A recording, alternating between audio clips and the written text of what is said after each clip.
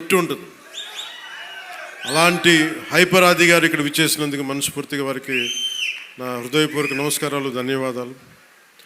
అలాగే Sagar Janasena incharge, Karimnagar incharge, ప్రత్యేకించి వారందరినీ మనకి టీవీ మాధ్యమాల ద్వారా, సీరియల్స్ ద్వారా వారు ఆర్కే నాయుడుగా మన మధ్య సినిమా కూడా చేశాం. ఆయన అసలు పేరు సాగర్ అయినప్పటికీ కూడా ఆయన వేసిన క్యారెక్టర్ ఆర్కే నాయుడుగానే ఆయన ప్రసిద్ధి చెందారు. మనస్ఫూర్తిగా వారికి, ప్రత్యేకించి తెలంగాణ నుంచి మీరు మనస్ఫూర్తిగా ఇక్కడికి వచ్చినందుకు నా హృదయపూర్వక ధన్యవాదాలు. తెలంగాణకి ఆంధ్ర ప్రాంత ప్రేమను తీసుకెళ్ళండి. తెలంగాణ సోదరులకి, సోదరీమణులకి మనస్ఫూర్తిగా గోదావరి జిల్లాలోకి వచ్చి మన ఆతిథ్యం స్వీకరించమని మనస్ఫూర్తిగా మీరు తెలియజేయండి. ఏదైనా కూలగొట్టేయడం, చెడగొట్టేయడం చాలా తేలిక. ఒక పండగ చూస్తూ ఉంటే ఏం మాట్లాడాలనుకుంటా ఉంటే, ఓ పిడికిడు గింజలు పండించడం చాలా కష్టమైన పని. అదే పిడికిడికి ఒక చేతికి వచ్చిన పంటని నేల రాసేయడం చాలా తేలిక.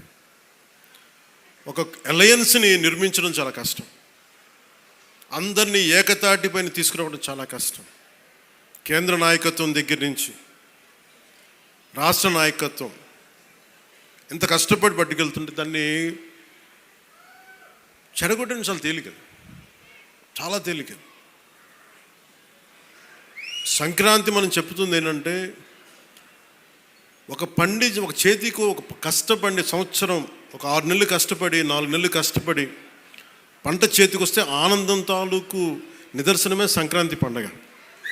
మనకి ధాన్యం వచ్చింది, ధాన్యం అమ్మగా డబ్బులు వచ్చినాయి. ఈ రోజున మన హరిదాసులు కానీ, ఇంతమంది జానపద కళాకారులకు కానీ మనం ఎందుకు ఇస్తాము ఇవన్నీ అంటే, మా దగ్గర అబండెన్స్ ఉంది. మాకు ఒక 10 బస్తాలు పంట ఉంటే మేము 2 బస్తాలు పంచుతామని చెప్పడానికి. అది సంక్రాంతి తాలూకు నిదర్శనం. అంటే అలాగా మీరు ఇందాక మంత్రివర్యులు నారాయణ గారు చెప్తా ఉన్నారు, ఇంకా ప్రపంచంలో ఏ నియోజకవర్గం ఇంకెక్కడా రాదు అండ్ ఏది జరుగు, ఇక్కడ కొబ్బరాకు పడ్డా కానీ పిఠాపురంలో చాలా దారుణం జరిగిపోయింది. ఒక తాటాకు, అక్కడ ఉన్న తాటాకు ఊడిపడిపోతే అమ్మా చాలా దారుణం జరిగిపోయింది. మరి గత ప్రభుత్వ నాయకులను అడగండి, వాళ్ళ నియోజకవర్గం అసలు న్యూస్ ఉంటుందా, ఏం జరుగుతుందో కూడా తెలియదు మీకు. పిఠాపురంలో చిన్న చెట్టు మీద వాళ్ళున్న పక్షి ఈక పడినా కానీ అయ్యా బాబోయ్ పక్షపడి. అంటే ఇది ఎవరిస్తున్నారు మీకు బలం? ఎవరిస్తున్నారు? మీరిస్తున్నారు. చెడు వార్తలకి మీరిస్తున్నారు బలం. ఒకడు మనల్ని తిడుతుంటే మీరు దాన్ని వైరల్ చేస్తే మీరు బలం ఇస్తున్నారు. ఒకటి చెడగొడుతుంటే వచ్చి మీరు ఎదురు ప్రశ్నించకపోతే మీరు బలహీనలు అయిపోతారు. మీరు నాకు ఓట్లేస్తే సరిపోదు అని ఎందుకు చెప్తున్నాను? 5 సంవత్సరాల పిఠాపురంలో గత ప్రభుత్వంలో ఒక్కసారి మీరు, ప్రతి ఒక్కరు మేధావులు చాలామంది ఉన్నారు, పత్రికేయులు ఉన్నారు, చాలామంది విభిన్నమైన పార్టీల నాయకులు ఉన్నారు.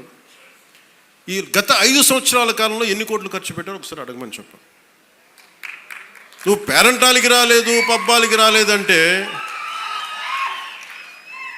ఒక దేశం కోసం శ్రమించే వ్యక్తిని, ఇంత మందిని ఏకం చేసే వహించే వ్యక్తిని నాకు మీరు ఇవ్వాల్సింది, మేము ఉన్నాం కాచుకుంటాను, మిగతా వెళ్ళి పని చేయని చెప్తే కదా నాకు ఆనందం.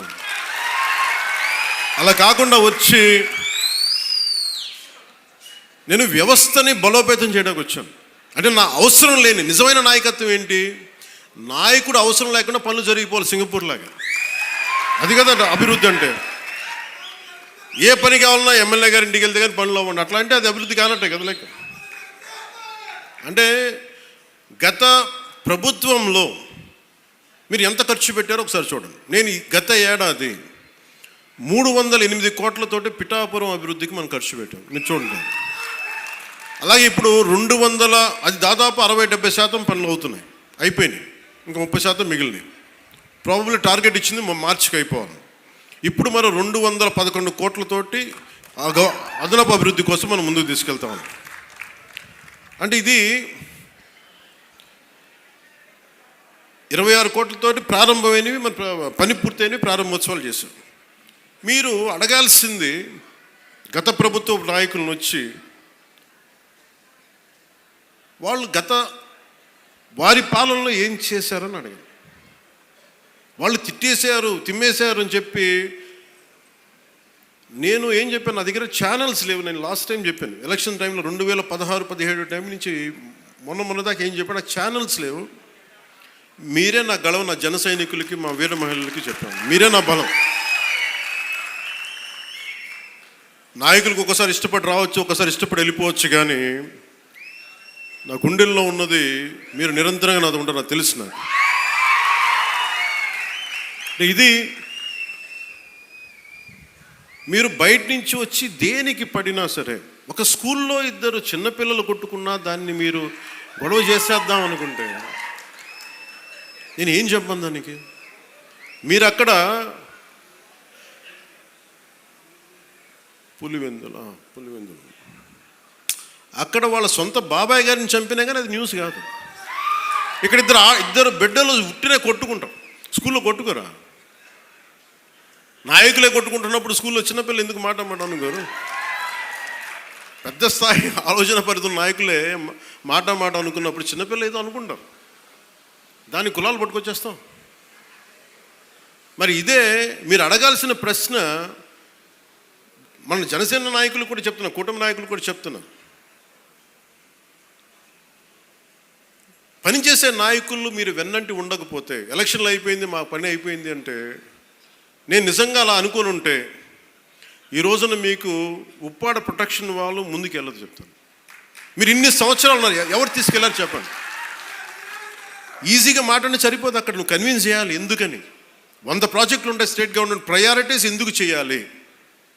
ఇలాంటి 1053 కిలోమీటర్లు ఆంధ్రప్రదేశ్ మొత్తం ఉంటే, అలాంటిది మొత్తం గుజరాత్ నుంచి అన్ని తీర ప్రాంతాలు, బెంగాల్ అన్ని తీర ప్రాంతాలు, తమిళనాడు, కేరళ ఉంటే ఇలాంటి సముద్రపు కోత గురవుతూనే ఉంటాయి. కానీ మీకే ఎందుకు ఇవ్వాలి అని సెంట్రల్ గవర్నమెంట్ అడుగుద్ది. ప్రత్యేకత ఏంటి అని. అది మన కన్విన్సింగ్ ఆర్గ్యుమెంట్.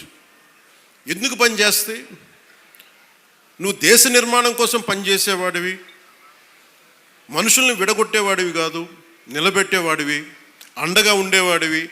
ఇన్ని చూసిన తర్వాత దానికి తోడు హేతువుగా చెప్పాలి, రేషనల్గా చెప్పాలి. ఎందుకు ఇది చేస్తున్నావు అంటే దానికి వాళ్ళు ఆలోచించి, లేదు ఇది బాగుందని చెప్తారు. ఇంత కష్టం ఒకటి అచీవ్ చేయటం.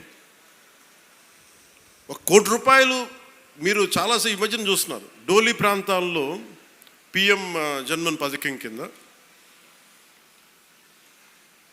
ఒక 40 మంది ఉంటారు. 1 కోటి రూపాయలతో మనం ఒక 4,000 మంది 5,000 మంది ఉన్న ఒక పంచాయతీ ఖర్చు పెట్టడం వేరు.